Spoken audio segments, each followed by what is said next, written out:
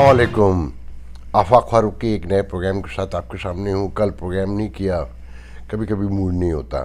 और फिर मैं कुछ अपने मेहरबान दोस्तों से जो यहाँ देखने वाले हैं उनमें से अगर कोई इस टेक्नोलॉजी को समझता है, यूट्यूब को, और कुछ काम मेरे लिए आ सकता है, क्योंकि मेरा दिल नहीं मानता कि मैं जैसे जैसे वीडियो देखता हूँ उस पर जो व्यूज़ होते हैं तो बस शौक ही रह जाता हूँ।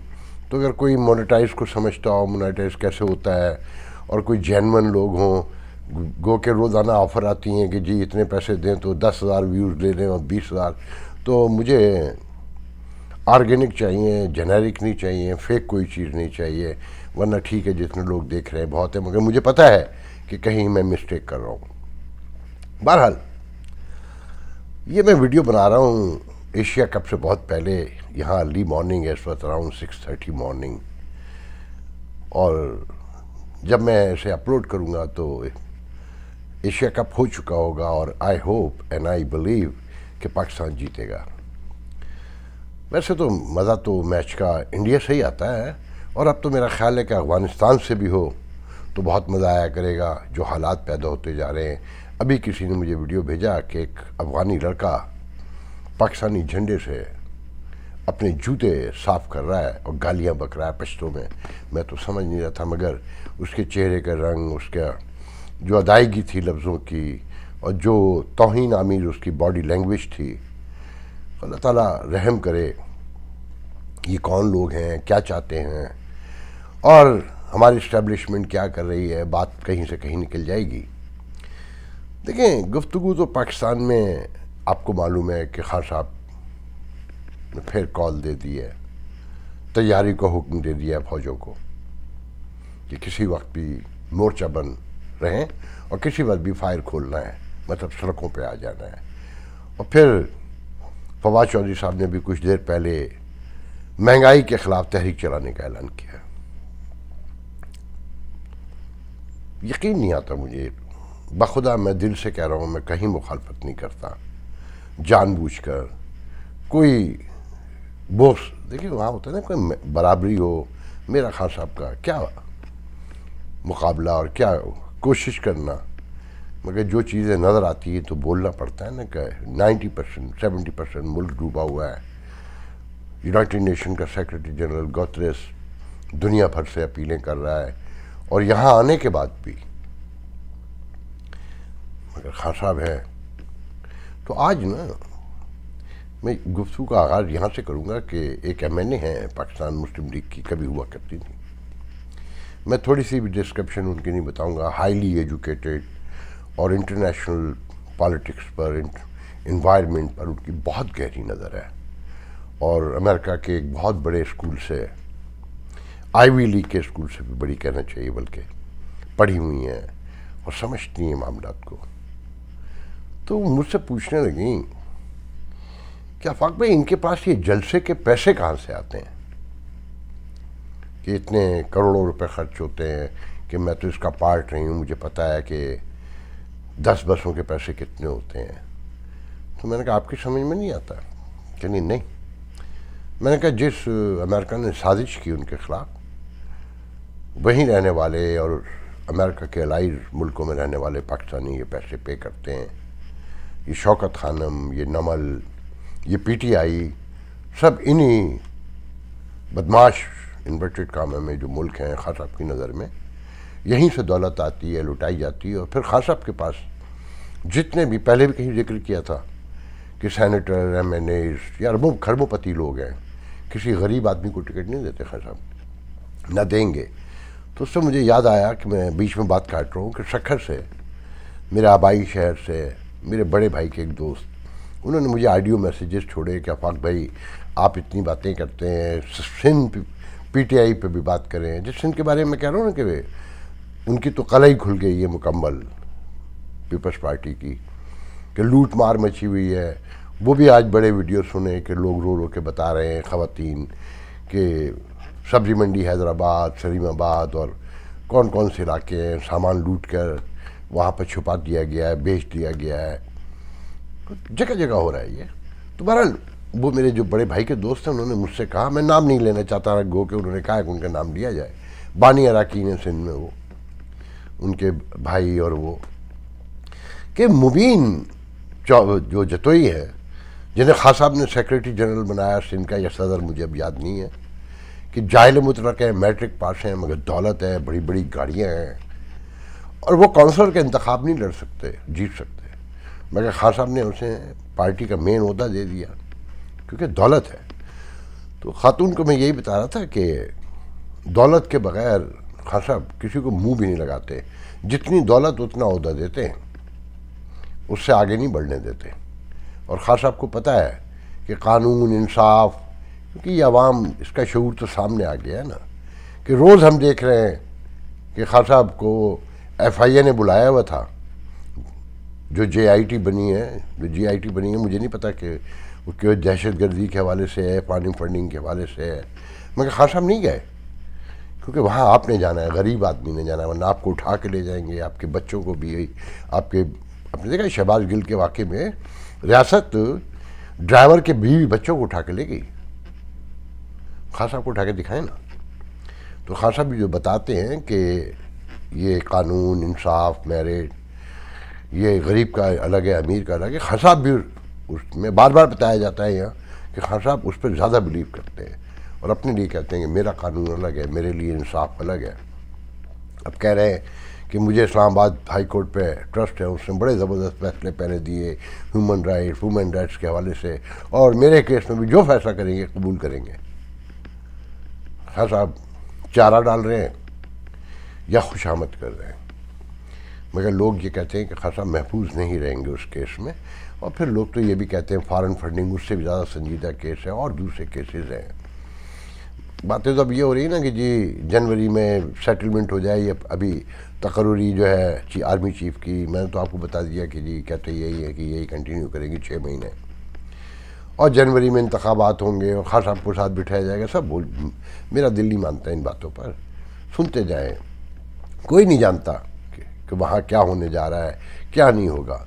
बहरहाल मैं गुफ्तगू की तरफ वापस पलटता हूँ कि अभी मैंने एक बयान देखा शहरी रहमान साहबा का, जो बनाओ श्रृंगार ठुमका, मैं तो कहूँगा I am sorry my language, कि पीपल्स पार्टी में भी कोई बहुत अच्छे लोग नहीं हैं, ये बर्गर इलीट और यही ह्यूमन राइट्स के चैम्पियन हैं, यही वुमेन राइट्स के चैम्पियन हैं, यही इंटरनेशनल पॉलिटिक्स के चैम्पियन हैं, सब कुछ इन्हीं के पास है। लेकिन याद रखिएगा कि जब तक आप लोग बाहर नहीं आएंगे, मिडिल क्लास, मैं फिर बहक जाऊंगा। बहरहाल पहले मैं ये बात मुकम्मल कर लूँ कि वो कह रही थी, फरमा रही थी कि बिलावल की डिप्लोमेसी देखें कि बेनज़ीर याद आ गई कि दुनिया भर के सफ़ीर सैलाब के इलाकों का दौरा करने के लिए आए। मैं भी इम्प्रेस हूँ बिलावल की गुफ्तगू से, उनकी डिप्लोमेसी से और उनके सोफिस्टिकेशन से। तो फिर मैं ही जिक्र करूँगा कि वो खातून जिनसे मैं बता रहा था कि वो MNA रही हैं, तो बात हो रही थी, तो उन्होंने एक मौके पे कहा कि काश हम अपनी, छोड़े सारी बातों को, हम अपनी फॉरेन पॉलिसी दुरुस्त कर लें। तो पता नहीं हम कहाँ से कहाँ पहुँच जाते हैं। हम सच्चाइयाँ रियलाइज़ करके नहीं जीना चाहते। वो खान साहब जो अमेरिका के दुश्मन हैं, यूरोप के दुश्मन हैं, और साजिश और जानिबदारी फलाना धमाका, ये अमेरिका ही है कि ये तरबेला डैम, ये मंगला डैम जो अभी भी थोड़ा बहुत मुल्क बच गया है, कहीं से कहानी शुरू करें खान साहब के शौकत खानम तक ना, और नमल तक, जहाँ तक चले जाइए, ये अमेरिकन उनके लाइफ पैसों से ही बना हुआ है सब कुछ, जिसका वो इजहार भी नहीं करते और चुप रहते हैं, और अभी भी IMF को भेज देते हैं, बचा लेते हैं, जब चाहें जिस वक्त चाहें ख़त्म कर दें। लाख कहें आप मुझे कि मैं एजेंट हूँ और मैं ग़ुलामी मेरी खून में है, जो जैसे चाहें कहें। हाँ बिल्कुल है कि जब तक मेरे पास कुछ नहीं है, मैं ख़ुद कुछ करने पे तैयार ही नहीं हूँ। हर चीज़ मांगे तांगे की, और फिर मैं ख़ुद मुख्तारी के नारे भी मारूँ, मैं सॉवरेनिटी भी बयान करूँ अपनी, और मैं अपनी हर एंगल से ये बताऊँ कि मैं आज़ाद, खुद मुख्तार, खुशहाल। शर्म आनी चाहिए। और क्या अमेरिका ने आपसे कहा है? अभी भी ये जो आपको आर्मी इक्विपमेंट मिला F-16 का 45 करोड़ 450 मिलियन डॉलर, इंडिया में जो शोर पड़ा हुआ है, किसी ने सुना है अभी कि वो कितना रो रहे हैं, कितना गा रहे हैं? तो लोगों को याद है कि 2018 में सैंक्शंस लग गई थी घुसपैठियों को अफगानिस्तान में, और टेररिस्टों को सपोर्ट करने के बाद ये आर्मी एड बंद हो गई थी, जो अब बहाल हुई है।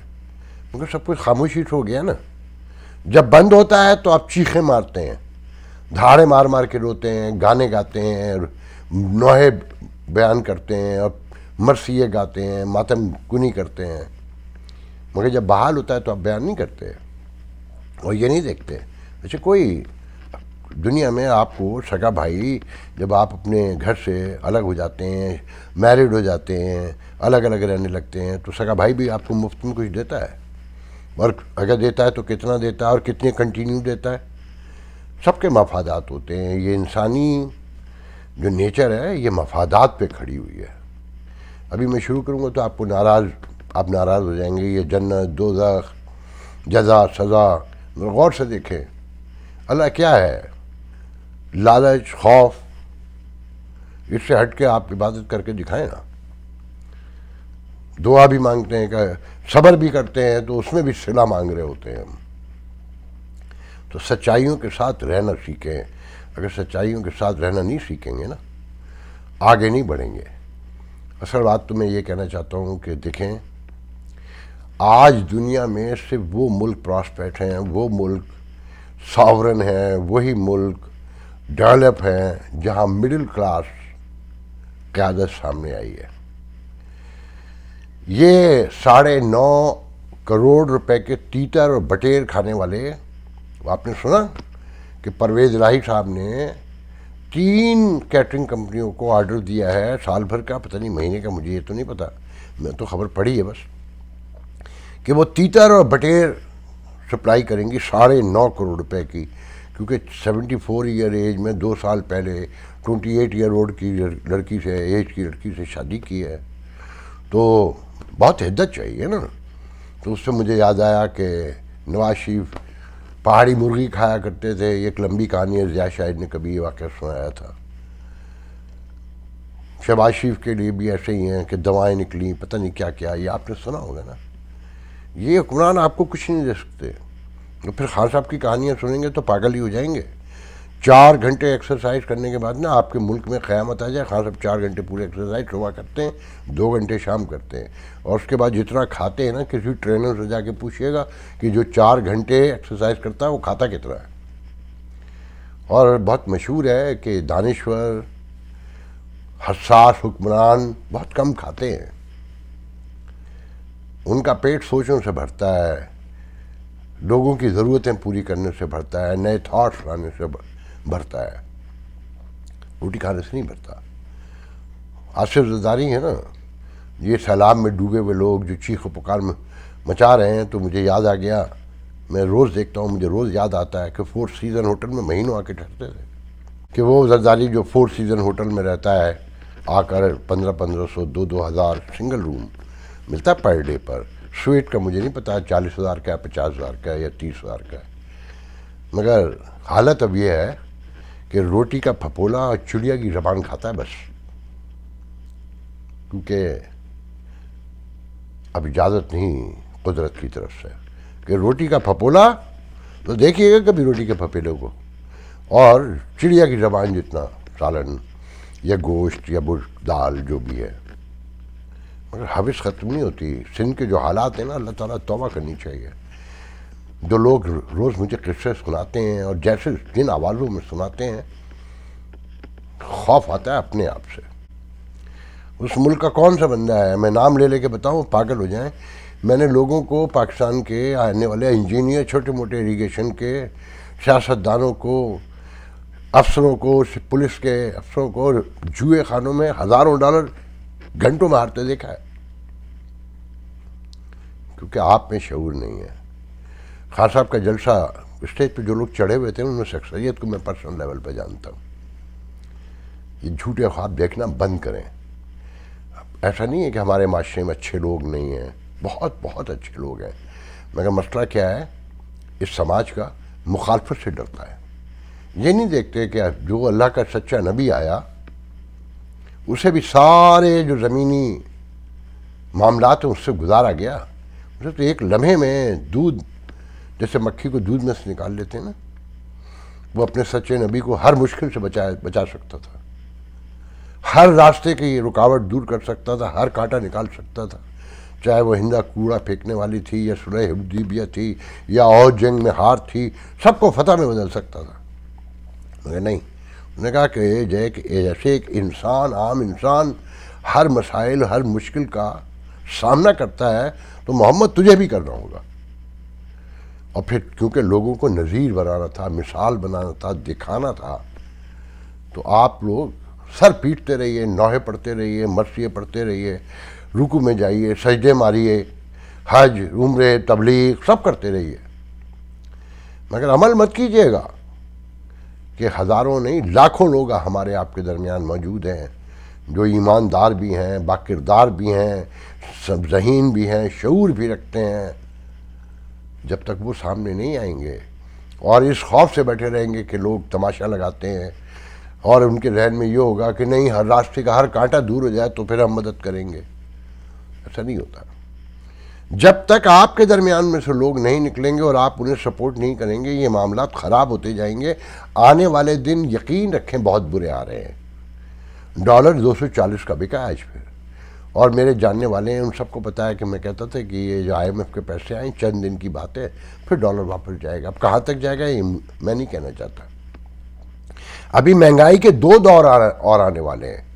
आप तसव्वुर करें कि वो मजदूर जो 700 रुपये या 800 रुपये मजदूरी के लेता है और जहाँ इकॉनमी ज़मीन पे जा रही है वो मजदूरी होगी, उस 700 रुपये में से 125 रुपये किलो का आटा खरीद सकता है। दिन में 2 किलो आटा तो खाएगा ना, 5-6 लोग हैं जिसे रोटी ही खाते हैं टोटल। एक लम्हे को सोचें। अच्छा देखें, मैं कराची वालों से बार बार कहता हूँ कि मुझसे बहुत दबाव है। मैंने अभी एक वीडियो देखी है कि गुलशन में मियाँ बीवी रोटी खाने गए, मार डाला। आपको फैसला करना है। मैंने अभी एक वीडियो सुना था कि वो कोई कारोबारी किसी तंजीम का ओहदेदार था, वो कह रहा था कि जब तक आप लंगर लुटाते रहेंगे और हड हरामों को पैदा करते रहेंगे, आपकी तंजीमें माल बनाने के लिए 100 रुपये लूट कर, छीन कर, भीख मांग कर 20 रुपये का लंगर लुटाएंगी, तो आपके साथ ऐसा ही होगा। सबसे पहले जहन में रखिएगा कि मैं हिमायती हूँ, कि मैं एक ऐसे मुल्क में रहता हूँ कि मैं जहाँ पहले रहता था, जहाँ अब रहता हूँ, 200 ज़बानों के लोग रहते हैं, मगर कानून की बालादस्ती, इंसाफ और मेरिट जो है, मजाल है किसी को किसी पर कोई आँख उठाने की इजाज़त भी दे दे तो फ़र्क नहीं पड़ता कि लोग कहीं से भी आ जाए। मगर जब कानून भी नहीं है, इंसाफ भी नहीं है, मेरिट भी नहीं है, तो अपना बचाव एक ही शक्ल में कर सकते हैं कि मुत्तहद हों अपने दरमियान। और ये जो आपके दरमियान ड्रामे कर रहे हैं लोग ना, लंगर लुटा रहे हैं, सैकड़ों हज़ारों लोगों को खिलाया जा रहा है मुफ्त में, उन्हें काम से रोका जा रहा है, गोल दर गोल भिखारियों के घूम रहे हैं, ये आप हैं इसके जिम्मेदार। जब तक आप इस पर कंट्रोल नहीं करेंगे ना, वो आपके एक लड़का है जफ़र अब्बास, वो CRG क्या वो तंजीम चलाता है, बेशर्म तरीन आदमी है, कहता है मैं 500 ट्रक लेके जा रहा हूँ और 1000 भी हो सकते हैं। मैं अब खुल के बता रहा हूँ, मैंने दर्जनों गुड्स कंपनी से बात की तो उन्होंने हंस के कहा कि 500 ट्रक कोई कंपनी या 2 या 4 मिलकर भी नहीं दे सकती, और मौजूद सिचुएशन में तो सवाल ही नहीं पैदा होता है, ये सब फ्रॉड है। और सिंध के दर्जनों लोगों से बात कर चुका हूँ, बड़े बड़े कौम परस्तों, कादर मक्सी से लेकर और जाखरानी और सबके वीडियो भी आ चुके हैं कि ये आदमी बता तो दे कि कहाँ पर रोटी खिला रहा है लोगों को, कहाँ पानी पहुँचा रहा है, कहाँ खैमे दे रहा है। मगर सलूट है आप कराची वालों को, कमाल है आप लोग, क्योंकि फ़िरक़े बंदी भी आपके यहाँ मौजूद है, उसे एक पूरा फ़िरका सपोर्ट करता है और उसकी बुनियाद पर उसे एक पूरा टेलीविज़न सपोर्ट करता है।